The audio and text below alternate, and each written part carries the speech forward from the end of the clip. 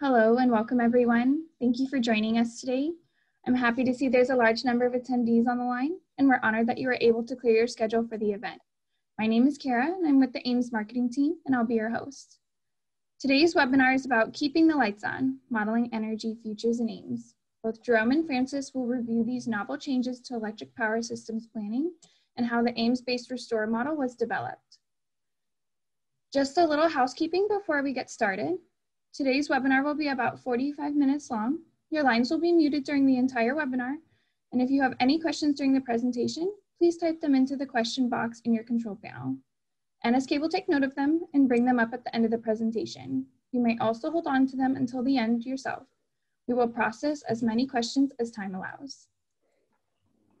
Thank you very much, Kara. A very good morning and good afternoon to all the attendees.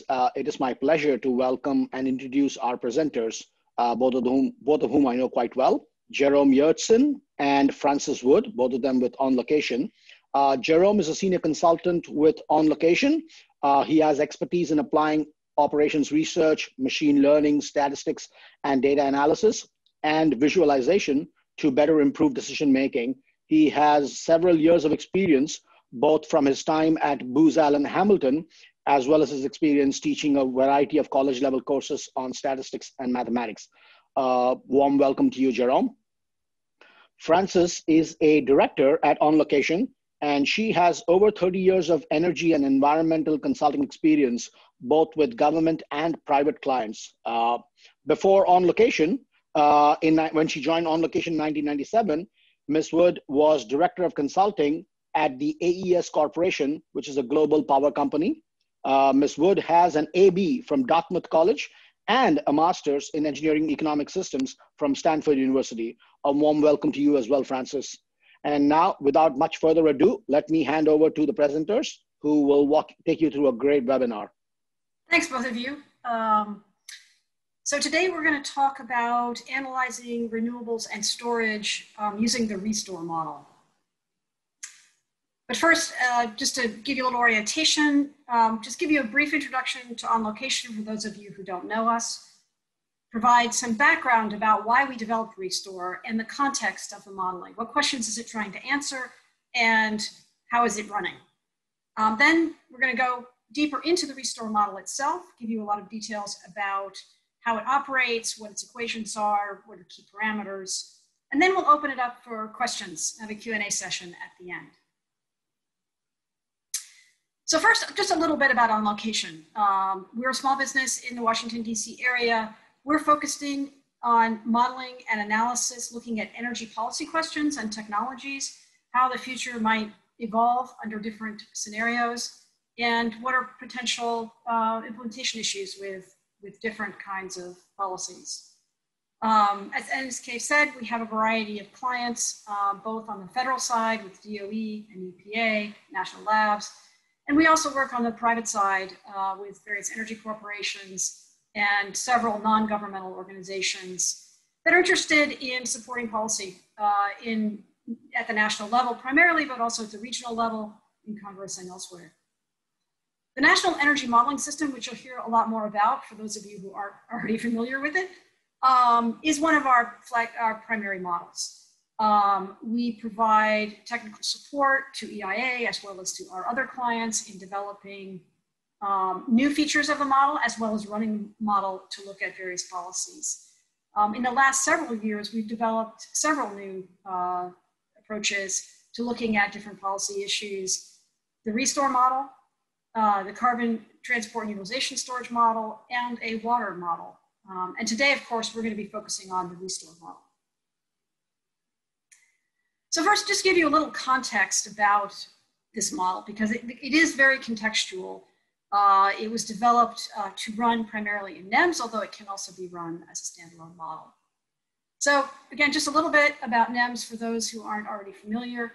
NEMS is sort of the flagship model of the Department of Energy. It was developed by the Energy Information Administration, EIA, to perform annual energy projections.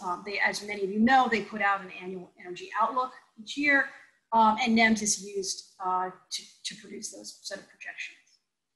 It's a simulation model that incorporates all components of the energy system, both on the demand and supply and the conversion sectors.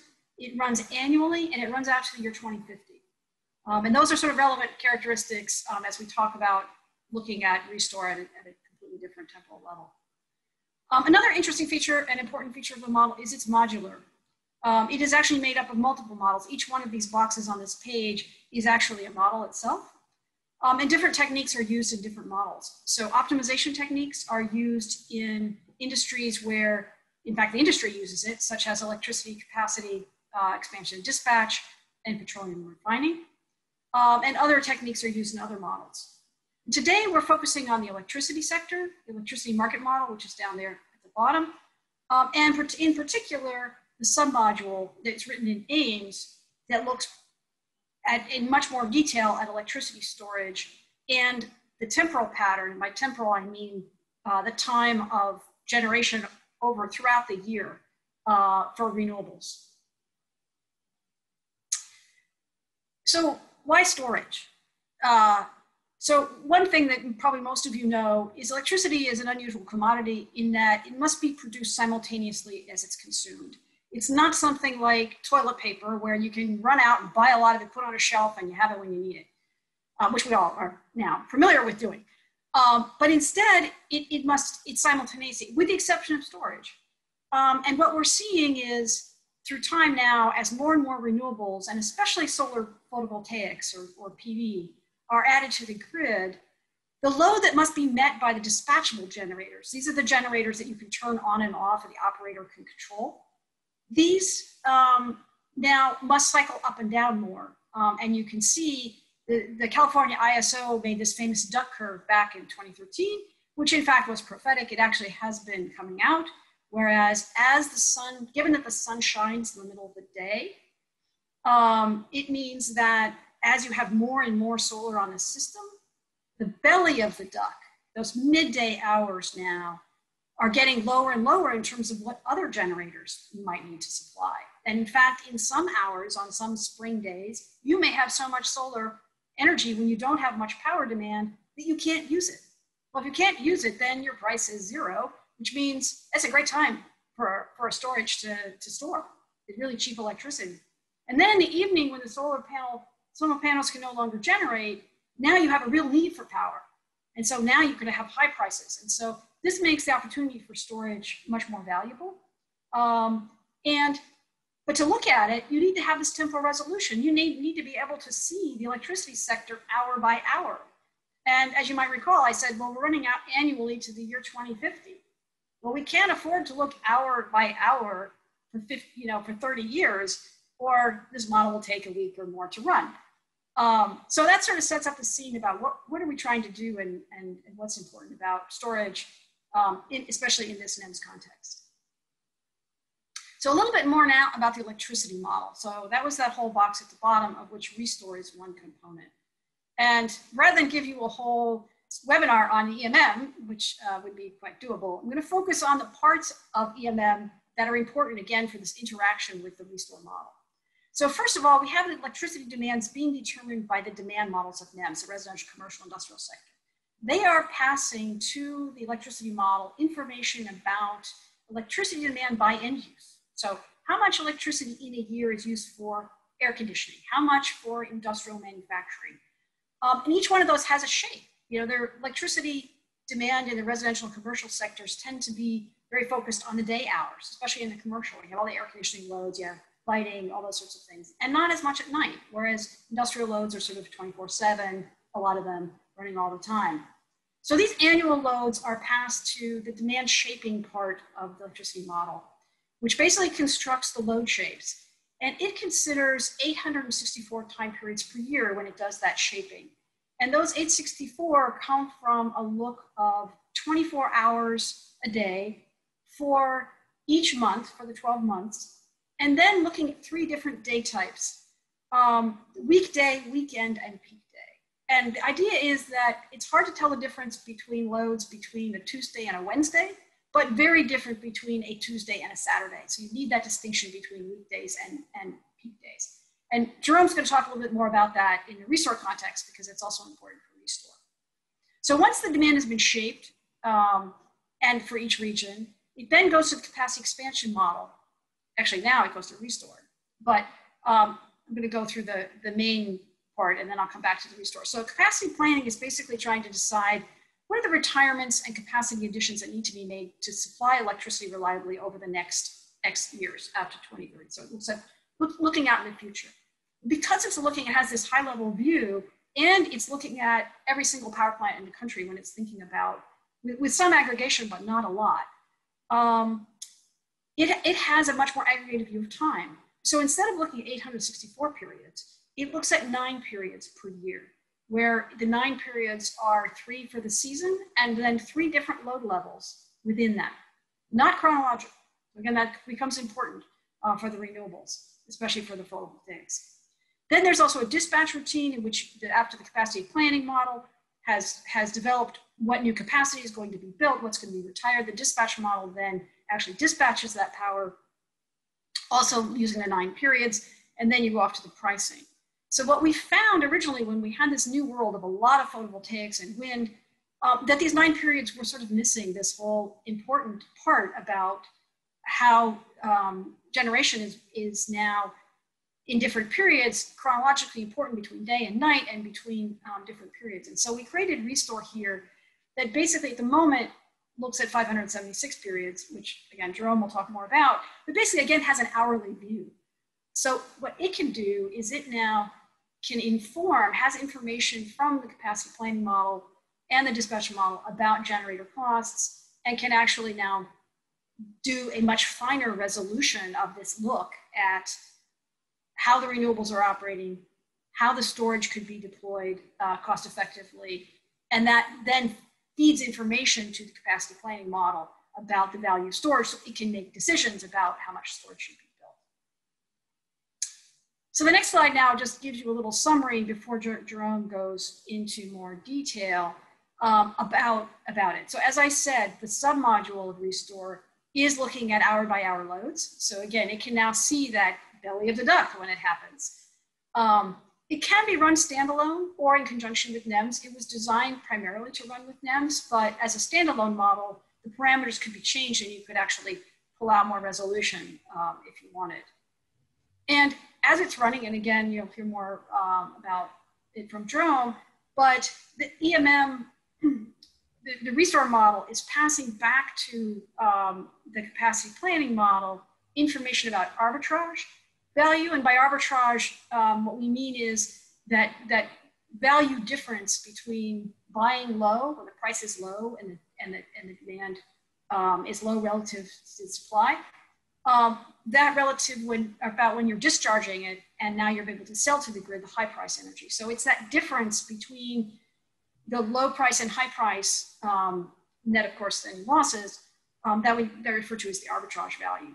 It also passes the electricity model, the loading and discharging schedule, as well as operations and any curtailments that might happen of the variable renewable electricity, energy, as well as hydro.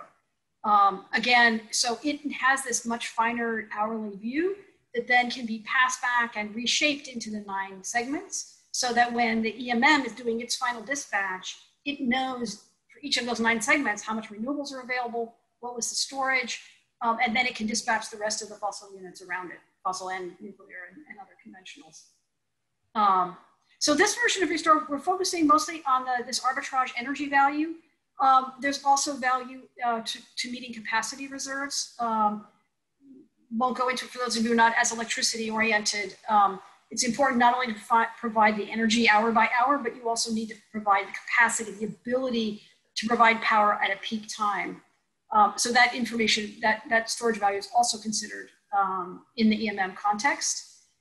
The analysis does not include, the model doesn't include other values that storage can sometimes play, including operating reserves, other ancillary values like voltage support and transmission deferments. And part of that is because some of these operating reserves are in the model, but ancillary values, this sort of micro time period of voltage support and other frequency control is sort of outside the context of NEMS. Again, NEMS is a long-term planning model, so it's not going to look at that in granular detail.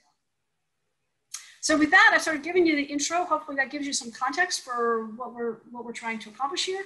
And I'll pass it off to Jerome, who will now tell you more about, how does Restore really run? What's it doing inside of the AIMMS? Thanks, Francis. I appreciate it. What I'm going to start to talk about is the model in sort of a modeler's context. I'm going to start talking about Restore at a high level summary, sort of what are the goals of it, what's the objective, what are the constraints at a high level, and where are the sort of the decisions being made. And then I'm going to get into performance considerations, which is something that Francis alluded to earlier, saying that this runs, that NEMS runs a lot. It runs over a long time period, and then even over those time periods, it runs over several iterations. So Restore needs to run quickly, and I'll talk about some of the things that was done in the model to sort of help that out. Then I'm going to sort of dive into the model formulation. You'll sort of see some inequalities, equations, and things of that nature, but then also some sort of describing what's going on, which is, I think, is a little bit more of the important part, just sort of so you can get a flavor of what's happening. Talk a little bit more about the data flow between Restore model and EMM, sort of what's coming in, what's coming out, and sort of how that cycles through, and then look at a few visualizations of example results. Some of which that are provided by the AIMMS IDE, sort of looking at some sort of client production type of visualizations that we would make, and then also some of the visualizations and tools that we would use to sort of help ourselves debug or understand scenario results as we're sort of working through problems. So the Restore model summary, it is a linear programming optimization model developed in AIMMS. And it minimizes the total operational cost by determining the dispatch of conventional technology, renewable, and storage technologies that Francis was talking about earlier. Sort of some of the high-level general constraints of the model. Obviously, it sort of is sort of like a supply and demand. We need to supply energy and must be able to meet the hourly energy demands. We do incorporate storage, charge, and discharge limits. So how fast things can, how fast sort of the batteries can charge and how fast they can produce electricity for demand. We do consider monthly hydroelectric generation constraints, and hydro is an important part here because it tends to sort of offset some of the storage usage. So if there's availability of a lot of sort of hydroelectric generation, then that's something that is important in specific areas. We also do consider the ramping up and ramping down of the sort of the more conventional generation technologies. You can't just sort of flip the switch and turn on a coal plant. It takes a lot of time to sort of get that, to get a lot of power plants sort of up and running to the, and providing the capacity needed. So that, and also sort of ramping them down is also an issue. You can't just sort of turn things off as well, because these power plants have a lot of heavy machinery, a lot of equipment that's very expensive. And if you do stuff like that, then you're going to break things. So part of the important output, as Francis was talking about, is this provides a, sort of the annual arbitrage value for storage. And it does this by solving the linear program once with an existing capacity for storage. And then that capacity is increased. And based off of that increased value, it sort of solves again. And sort of taking like the difference between those two results, that gives us sort of what the value of the additional storage can be, to sort of help feed that to the EMM to say, hey, it's definitely worth the investment of building this increased storage capacity. As I mentioned before, this model should solve very quickly. Right now, it's approximately 30 seconds or so to solve the model.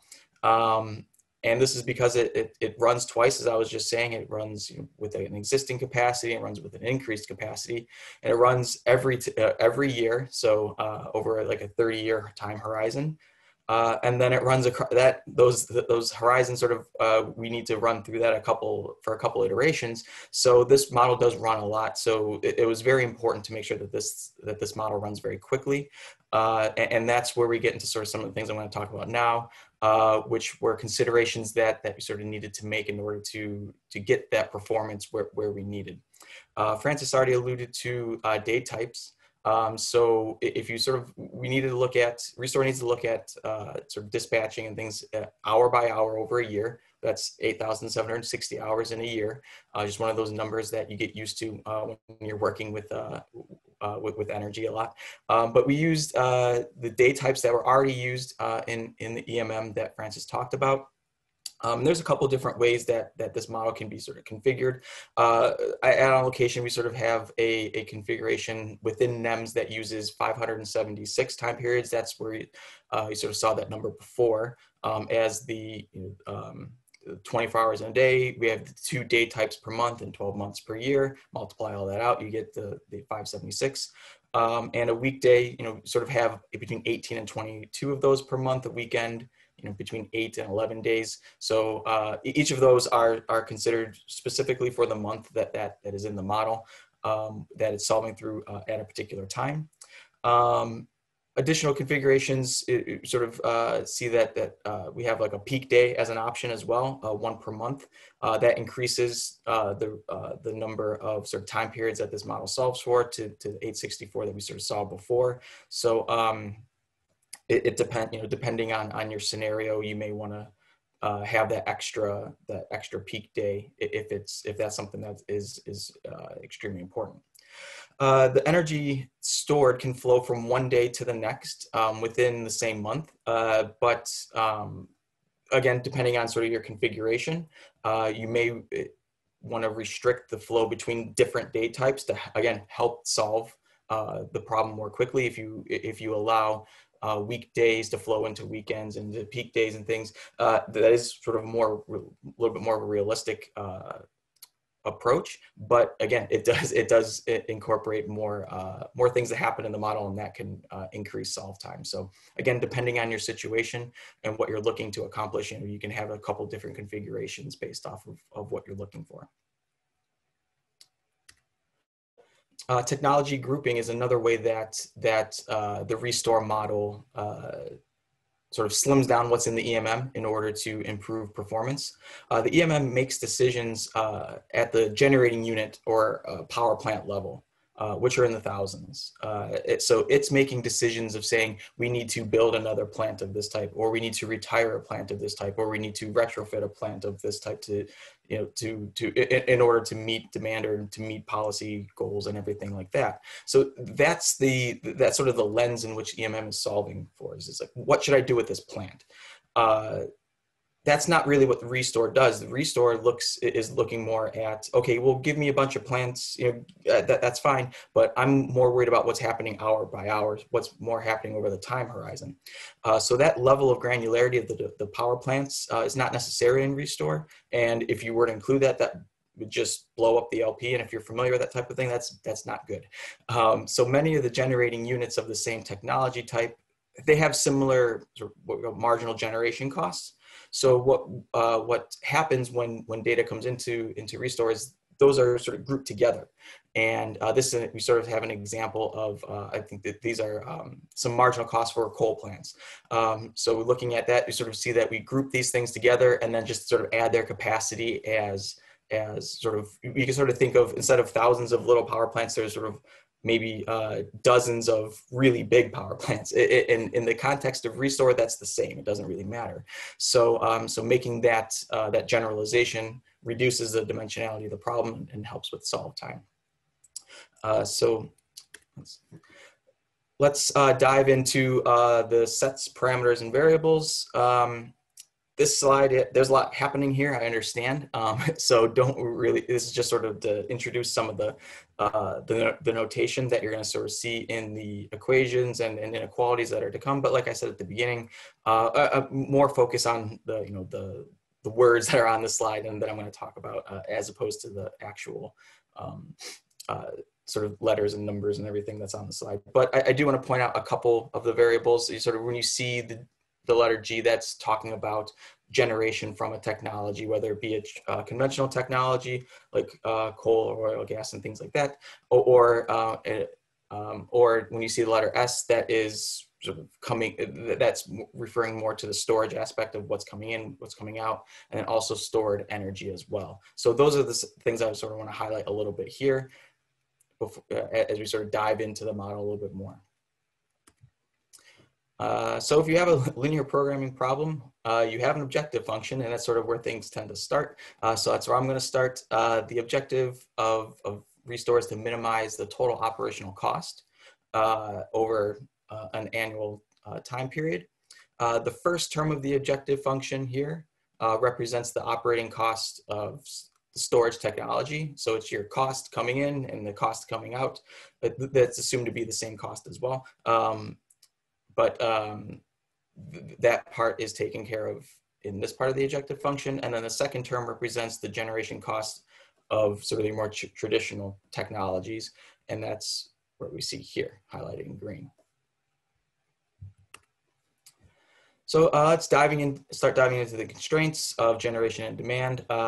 Generation at a particular hour is equal to the generation of the previous hour plus any pluses and minuses. So it's sort of ramping up, ramping down that I was talking about before. So it's sort of a flow of generation over each time period. The second constraint is just an initial condition for the first hour of a day. And then the third constraint here is what we call the hourly load balance constraint, or essentially just making sure that you meet demand, that your generation from your sort of conventional technologies, plus your generation from your hydroelectric technologies, plus your in and out of storage. So whatever you're charging or discharging from your storage technologies, all that needs to, over each hour, needs to meet your demand. So next, we're going to start talking about some energy balance constraints, and there's a lot happening on this slide as well. I know that, but the main thing that is, we just sort of talked about the flow of generation from between time periods. This is the flow of the storage, the energy stored, again, over time periods. So essentially, the energy held in a storage technology for an hour is what you had before, plus whatever you charge up, minus whatever you discharge. So it's what you had before plus your inputs minus your outputs type of thing. And then 5, 6, and 7, those constraints there are just essentially initial condition type things for particular months or particular days. So the main thing here is that your energy balance and your storage needs to sort of flow properly. The next set of constraints that we're going to talk about are the variable bounds. And we sort of see that the total energy constraint on the dispatchable hydroelectric generating capacity, that is limited in inequality 8. We do have an upper bound on the generating capacity of the non-storage technology. So that's including the sort of your VREs as well. Inequality 10, constraint 10 is the upper bound on the what we call the flat dispatch hydro technology. Again, I alluded to the role of hydro earlier on. So here's where we sort of see that as specific constraints. Number 11 that restricts. So now we're getting into the storage specific bounds.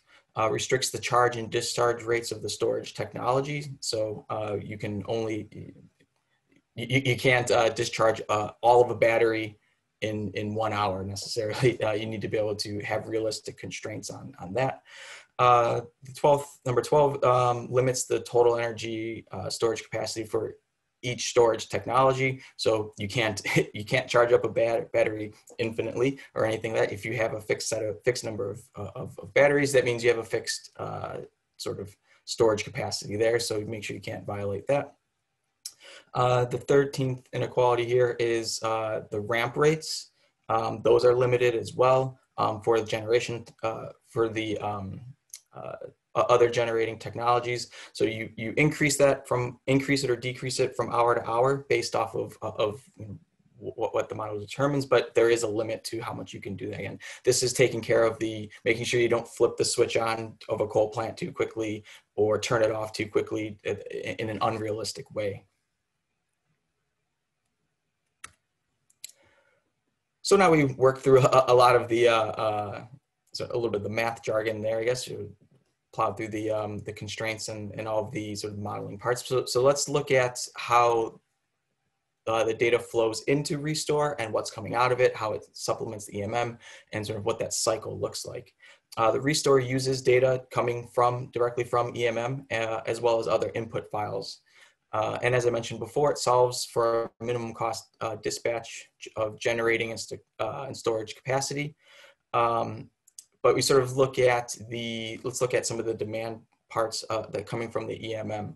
EMM is supplying Restore with demand. It's providing Restore with the generation capacity and cost. It's some hydro monthly capacity factors, the availability of the renewables. So what is your availability of solar at a particular time? Charge and discharge rates, storage efficiencies, just a lot of sort of little pieces of information that are important.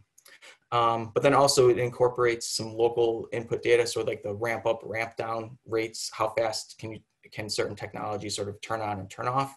There is a penalty cost for unmet load.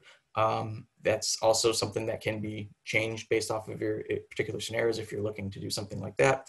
And then the ramp up and ramp down costs as well. All of that stuff gets fed into the Restore model. And again, this solves twice, once for a fixed level of storage capacity. That capacity is then increased, and the Restore solves again, and that helps us provide some of the key inputs, or key outputs that go into EMM, which is the arbitrage values, the marginal electricity prices, storage operational hours. So when are you storing, when are you discharging, utilization patterns by plant type, and then also the VRE curtailments. So to dive in a little bit more into the key outputs, the VRE dispatching curtailments, something that I think Francis alluded to a little bit before. The storage capacity values, the annual arbitrage value of, we want to store, essentially it boils down to, we want to store energy when it is not expensive, and then discharge it when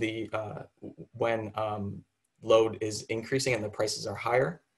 And then sort of this gets into a little bit more of like the hydroelectric dispatching. And so I was talking about how it is important, and it is an alternative source of energy compared to the storage technology. So again, when you have areas of high hydroelectric availability, then that's something that definitely needs to be considered. And Restore does that to make sure that you're not using storage technology when you might not necessarily need to. And hydroelectric itself is a consideration of storage, because you're storing water for future energy use. So now to look into some of the visualizations and things that we sort of see while using AIMMS as part of this model is the generation and storage dispatch. And this is, I think, a very interesting visualization.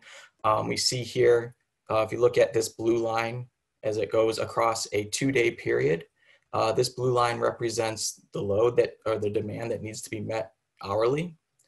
And each of the bars is what is being dispatched by particular technologies over time. And you sort of see on the right-hand side, there's a lot of technologies that this model considers. But when the total sort of dispatch is over this demand line, that means that we are storing storing energy. And then the brown bars here represent time periods in which we are dispatching the energy from our storage systems in order to meet that demand. So it sort of shows how it's used over time, and particularly when storage is being used at particular times, as Francis was talking about before. You have your availability of sort of your VRE your VRE energy at this point, so it makes sense to be able to store things up, and at this point is when you're actually discharging the energy. So this next visualization, again, comes from the AIMMS IDE. This one's a little bit more for like an internal purpose of like after we do lots of model runs with lots of policy parameters and things of that nature. So we need to be able to check output quickly to make sure that runs went smoothly or see if there's any issues.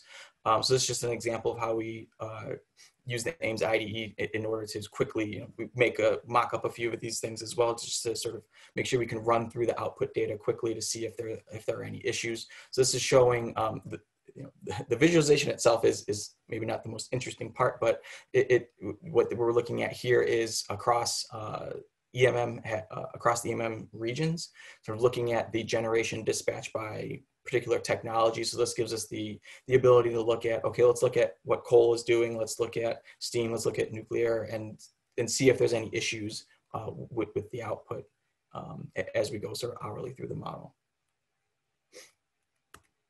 So I'm going to sort of give it back to Frances. She's going to wrap up really quick, and then I think we're going to get into a little bit of a question and answer session. And thanks for listening to me going over the model, and I appreciate it. Thanks. So just sort of to wrap up, again, we think storage is an important element of the electric grid going forward. And so we expect to continue to refine the model over time. Any model that's used always needs enhancements, as we discovered.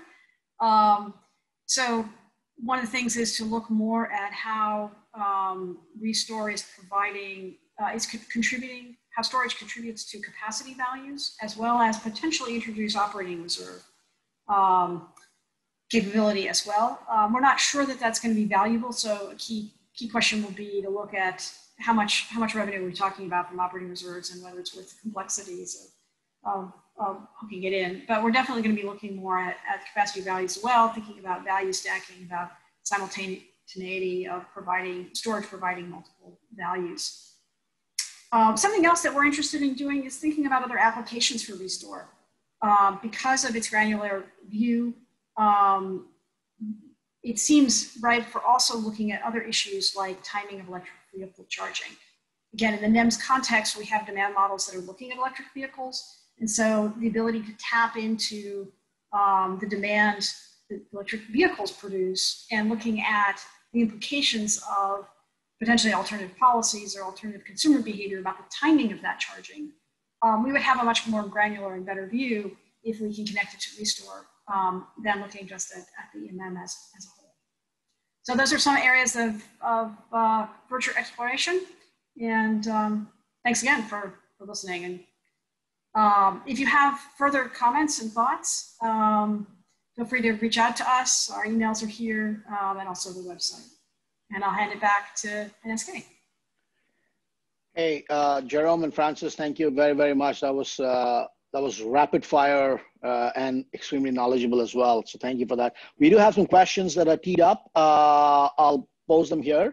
And to the participants, please do post additional questions in the Q&A box, and I will sort of tee them up to Jerome and Frances. So the first one comes from Catherine Dill, and she asks, how did you minimize runtime in NEMS? Were there any techniques you developed with respect to data handling within AIMMS? So specific to trying to improve maybe like the output type of is that a question? That's, I'm assuming that she means there is how do we handle data within NEMS itself. There is a lot of data being passed back and forth, megabytes, gigabytes.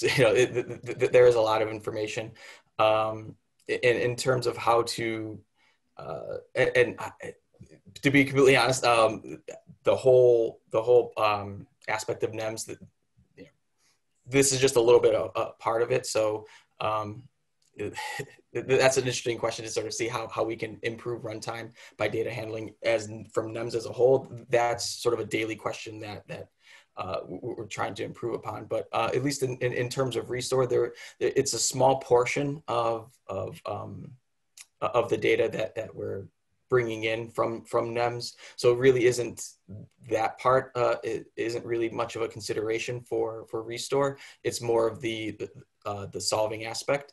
A lot of sort of some of the stuff that I was talking about before with the power plants being redundant, and we can group them together. That is done data on its way in to restore from the EMM. I would say that that's probably the main part that we look to sort of reduce data for restore. Thanks, Jerome.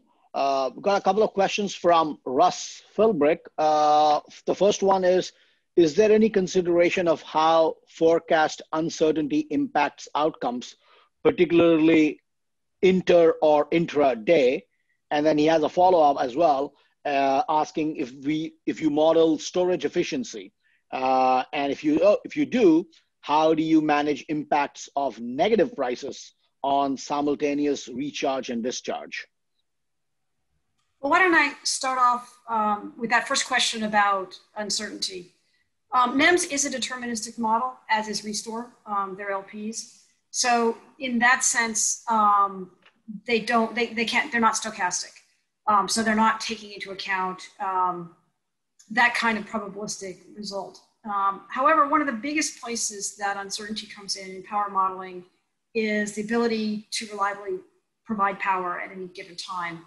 And that's handled through reserve margins, having enough, which is sort of how the market does, or the ISOs and utilities, making sure you have enough capacity on the system.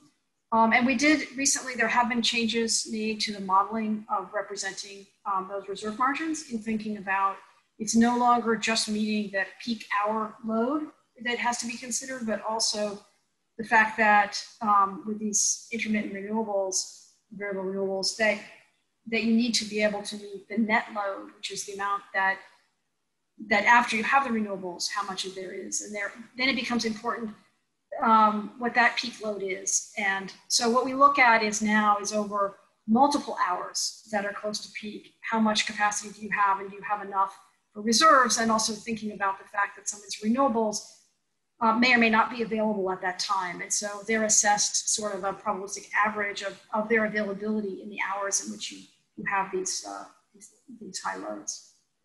So that kind of, and then other kinds of uncertainty we handle through scenario analysis. But I think your question was more about sort of within a forecast, how do you deal with uncertainty? So hopefully that sort of addresses that question. In terms of thanks a lot, Francis. Yeah. Sorry, I mean, do you need a refresher on the second question? No, I actually have it in front of me. This is a nice thing about the Zoom, which is great. All right. I can actually see the question as opposed to actually have to remember it after saying something.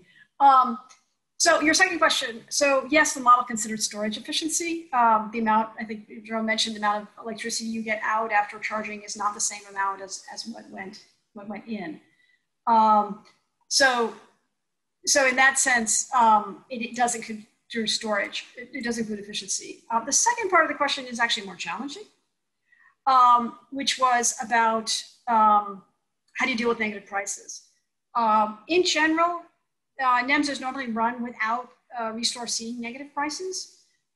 We have created versions and done that in some scenarios in particular we were looking at. And for other people who might be wondering how do you get negative prices come usually when you have policies that incentivize generators to get paid like a production tax credit when they generate. So that means they're getting paid from another market, i.e. a tax credit. And so they're willing to bid in a negative price, and because they're still going to get net positive revenue. So we have done scenarios where we have allowed negative pricing. And you're right, it does create other additional challenges. And unfortunately, I'm probably not the best person to answer that question, but Jerome, we did this before Jerome joined us, so I can't pass it to him as the LP modeler. But I'd be happy to get back to you offline because yes, we had to introduce additional constraints and it does make the problem much more complex. Thanks, Francis. We have a question from Amir Hossein Fatahi, and I apologize if I have mispronounced the name. So this question is for Jerome. If I understood correctly, the storage arbitrage value is determined by running the EMM several times, each time by increasing the storage capacity. I assume storage value can change considerably by the installed capacity of storage options. How do you address this issue? So the value, the amount that the storage is increased between the two LPs is actually part of the output. It comes in from EMM, I believe, and so it's not just necessarily something that like the modelers sort of decide or just sort of, or someone sort of hard codes into each individual run. So it essentially it'll run just those 2 times with a fixed amount of increase, and how that is determined is through EMM, which sort of opens up a bigger can of worms. Again, I've been working with Restore, and the EMM is something that is a rather large model there. So to sort of answer your question without answering your question, we get we need to sort of talk about that in much more detail and sort of see how that works. I do think it could be interesting to let the LP go maybe more than twice in order to get maybe a little bit more information about for what the arbitrage value may be. Again, we do need to consider the run times. Is 30 seconds, is an additional 30 seconds per, or essentially an extra minute per year, is that acceptable? Is it not acceptable?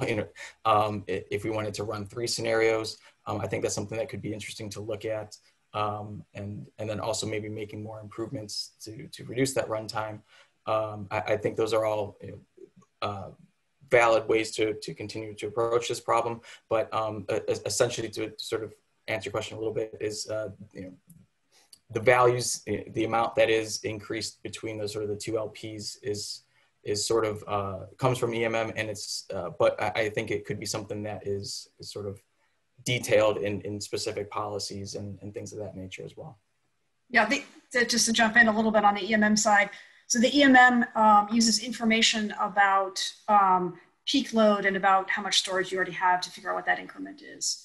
And yes, it is something we are also I didn't bring up in the next slide, but something else we're thinking about is other ways to improve the estimation of that increment, so that Restore has more flexibility of understanding how much the storage is valued and can make intelligent ideas about how big that increment should be.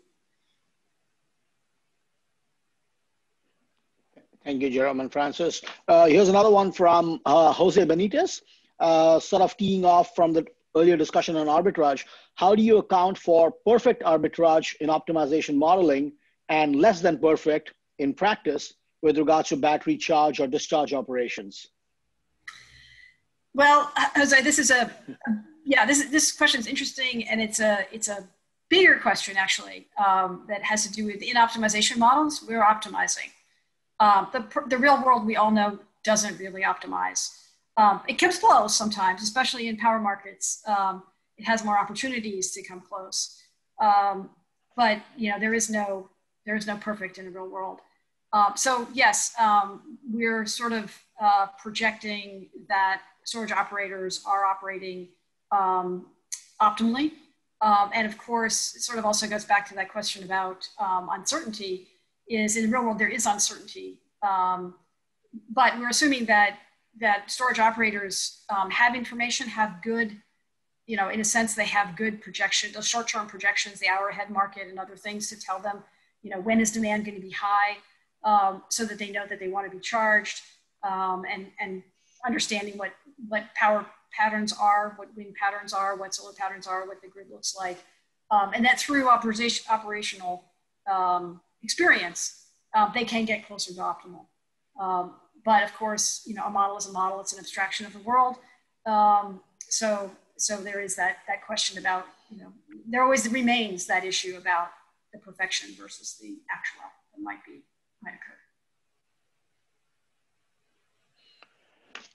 Thanks, Francis. I have a question from Russ. Thanks for the discussion of reserve margins. And he says, how do you define the amount? The amount of the reserve margin, we're basically relying right now on the reserve margin requirements that the various NERC regions have established. Some, it's true now with competitive markets, it's a little less clear that they're following those guidelines, but still most regions have expectations of reserve margins that are, range from 12, 15%. They vary across the country depending on the kind of reserves you have, the kind of capacity you have, the kind of loading patterns you have, those sorts of things. But we're basically looking to the markets right now for how, and the NERC is the Reliability Council of what they're saying for each region are appropriate reserve margins. Excellent. Thanks a lot, Francis. I do have a couple of emailed questions in here. The first one is, what are some of the model assumptions that you think need to be regularly checked and updated?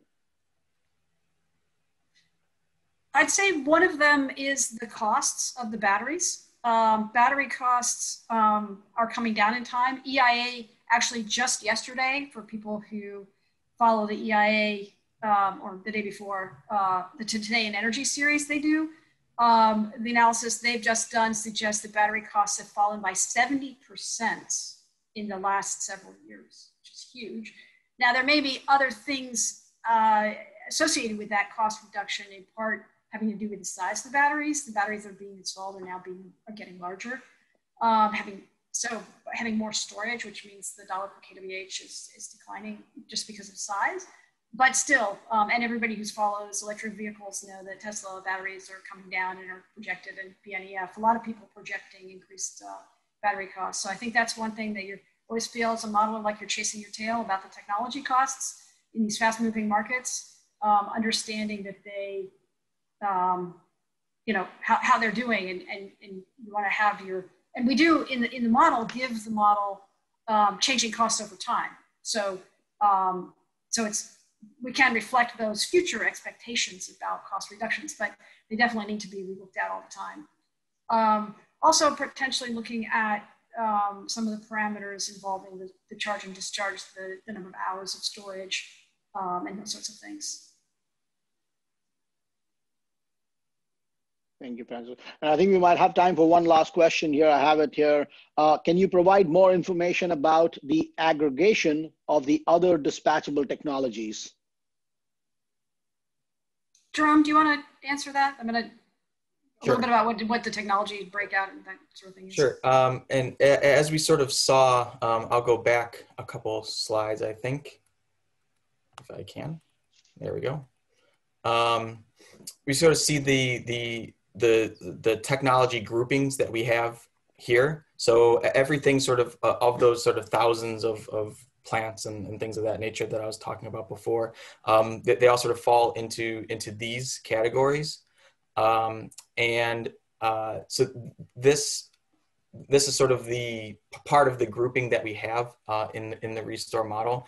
And then there are a couple price sort of subgroups from there. So each of these, like coal, for instance, I believe has, it sort of has the three groupings for prices there. And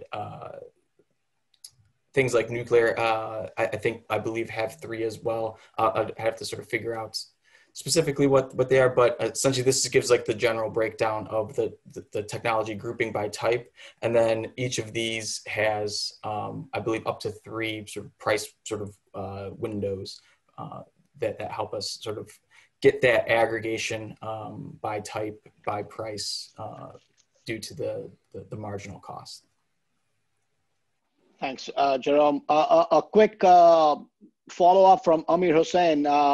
He thanks for the previous answer, and he wants to know, how much do you think increasing the temporal resolution of the model to hourly instead of time slices can affect the storage value?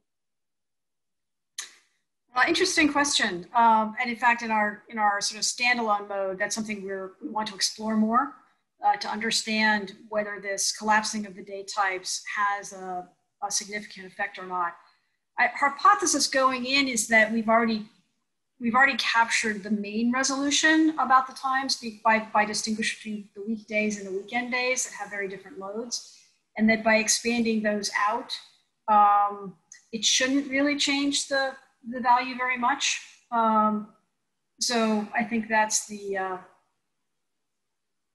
I think that dimension is probably less important than the dimension of the aggregation of the power plants. I think if one could stand more time, runtime, the performance, then probably increasing the number of bins of the price variation might be the more impactful change than increasing the number of days.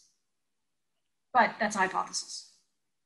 Yeah, I agree. I think that there may be a little bit of sort of oversimplification based off of the cost structure and across technologies, and maybe doing a little bit more rigorous analysis there to sort of figure out what those improved bins may be. And that's something that I think that's, again, sort of would be helpful with like the AIMMS platform is being able to change things like sets and parameter values sort of a little bit more on the whim is a little bit more easier to do than maybe in other technologies or other platforms. So yeah, I agree. I think that could be something that's definitely worth looking into, and reducing the time frame, sort of reducing the hourly aspect to something more granular. I don't think that would provide much more information than what we already have. Thank you very much, Francis and Jerome. Appreciate the knowledge you've shared. Any final words of wisdom before we wrap up? No, I just want to say thanks for everybody attending. Hopefully we hit your interests in terms of, I know probably people here have lots of different backgrounds. Some people more interested in the AIMMS modeling, other people more in the energy space. But hopefully we were able to convey some of what the model does and its potential uses. And thanks again. Yeah, thank you very much for listening. And I really like talking about this type of stuff and learning about this type of stuff. So please feel free to reach out with questions or thoughts. And myself, Francis, and anyone at OnLocation would be great. Very happy to help and discuss. So thanks again. Thank you. Over to you, Kara. Thank you, everyone. We appreciate you being here. We will send out a link to the recording of the webinar within the next week. In the meantime, you can check out some new posts on the AIMMS supply chain blog. If you still have questions for any of us at AIMMS, reach out to us. Right after the webinar, you will see a survey with a few questions. We would appreciate it if you could take a moment to provide us with some feedback about the webinar. Thanks again for joining us, and we'll see you again next time.